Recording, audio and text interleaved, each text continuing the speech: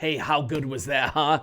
Your Chicago Bears just revealed the absolute truth behind this lucky win. A little preview on this video. It wasn't luck, because here's the thing. The Bears' victory Sunday, it was a game that they didn't play well. I'm not going to gloss over that. They couldn't stop the run, but I want to talk about the lucky play at the end of the game, the block kick. Not only was it a result of detailed preparation, but it was predicted to happen by a member of the coaching staff right before the ball was snapped. And even the specific player blocking it was called out to Ben Johnson.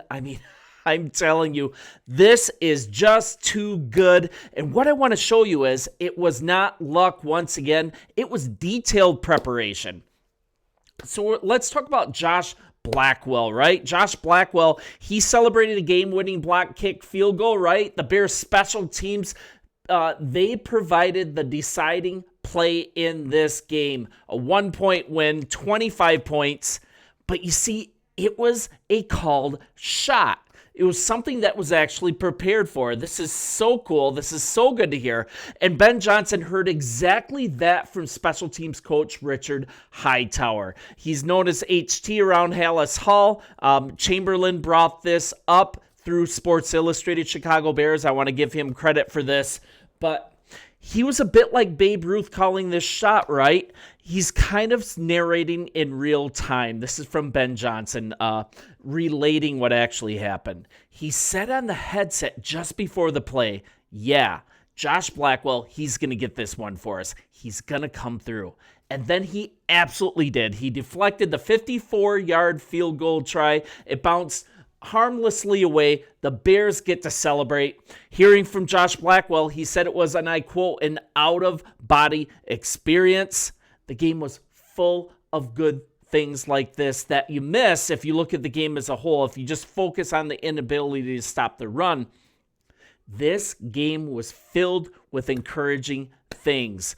And we won ugly, which is absolutely fantastic. Let's talk about this block a little bit and how it was planned. It happened because of something that the Chicago Bears saw on film. It was kind of like what happened to them last year against the Vikings and against the Packers. Turnabout is fair play, and this team is prepared in the details. This isn't luck. Yeah, early in the week, this is from Blackwell, we had looked at the film to see that they have a little tendency, their snap operation.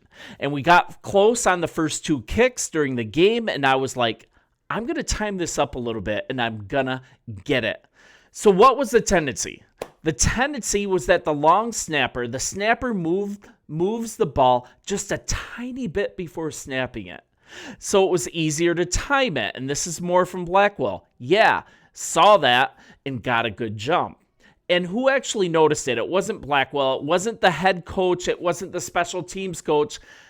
This is just a really good team. I'm starting to really like the mix of players. And this was actually seen by the Bears' own long snapper, Scott Daly. He saw it on film and he reported it to the staff. I guess it takes a long snapper to sort this thing out, to see these little details. Just absolutely fantastic.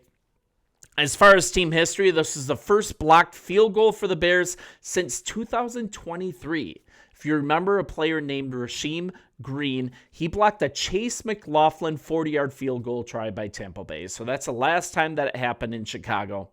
So now, where are we at? This is a game that the old Bears team would have lost, right? They would not have made this play at the end of the game. It certainly felt that way to me. I was like, oh no, I don't even want to do video. Maybe I'll take the week off. I can't take this. But this team is starting to take on the personality of head coach Ben Johnson. Just absolutely relentless. And now let's be honest though. They aren't there yet, right? Ton of stuff to clean up.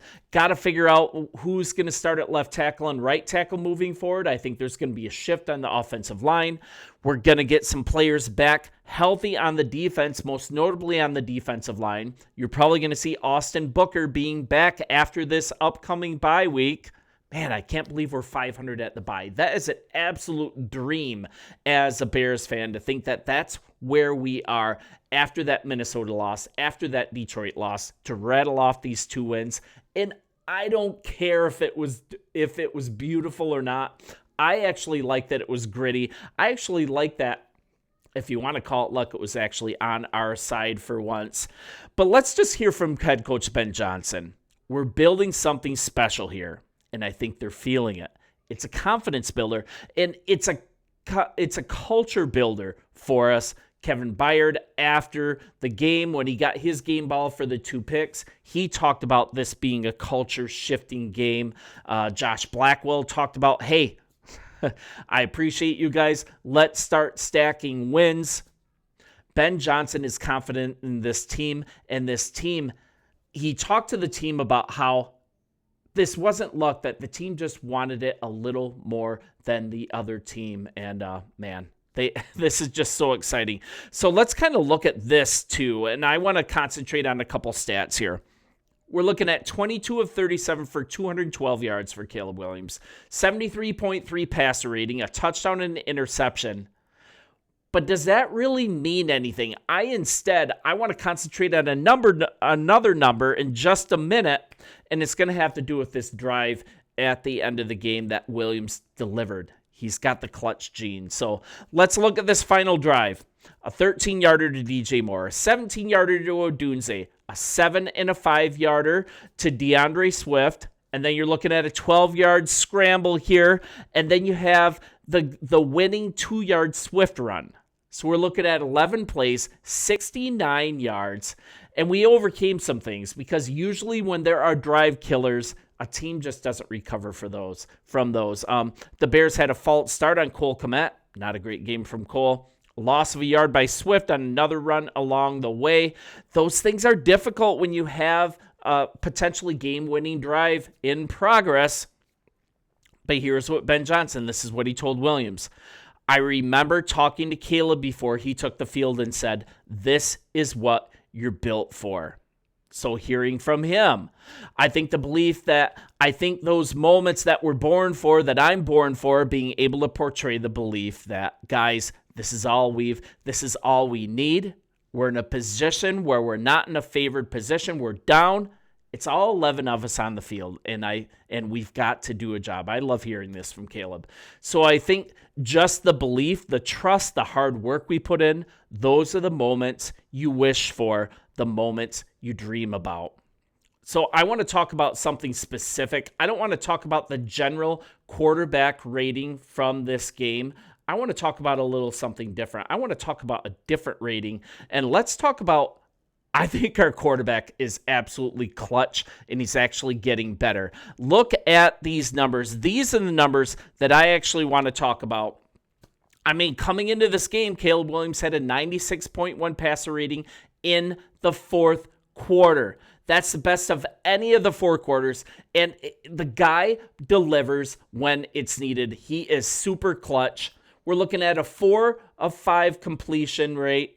He completed 4 or 5 passes on this game-winning drive, 42 yards, a 101.7 passer rating. That's elite. 2 carries for 18 yards.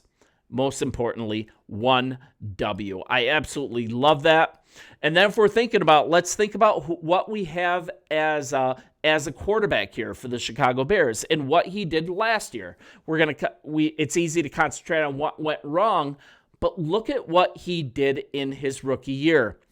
2 fourth-quarter comebacks last season against the Rams and the Packers, and then he should have had 2 more against Washington and Green Bay earlier in the season. So those were messed up, right? The fail Mary, the blocked field goal, and not even talking about the Minnesota game that he brought them into overtime, and then Flus ran a soft defense in overtime. But that was absolutely clutch. I wasn't even going to bring that one up. So going into this game, Caleb Williams had a 96.1 passer rating in the fourth quarter. And then to follow that up, he actually followed it up with a 101.7 passer rating on this game-winning drive. I mean, forget the rest of the stats. Caleb played darn right. heroic in my eyes. Absolutely running from his life. And prove me wrong, Max Crosby is the best defensive player in the NFL. I don't think it's even close. And once again, 4 or 5 on that game-winning drive, 42 yards, a 101.7 passer rating, 2 carries for 18 yards, and most importantly, 1 W. Guys, I think we've got a lot to be proud of. We've got a lot to be encouraged by. This bye week is coming at absolutely the right time. We can iron out some of the kinks, get some of these players back healthy, hopefully reshuffle this offensive line and get the right combination. More on that later in the week. And I think we've got a lot to feel good about. 2-2 going into the bye. We've got the revenge game against the Washington Commanders on Monday night when we get back. Cannot wait. Appreciate you guys. Hit the subscribe button. Would love to have you a part of this community. Bear down. And hey, don't let people pish-posh on this. Don't let people make you feel bad that this was lucky. Enjoy this win. And if you listen to this video and what actually happened as far as preparation, it wasn't luck at all. This was just a really good team effort and really good preparation. And hey, you make your own luck sometimes, and that's exactly what the Chicago Bears did. Bear down, and we'll talk soon.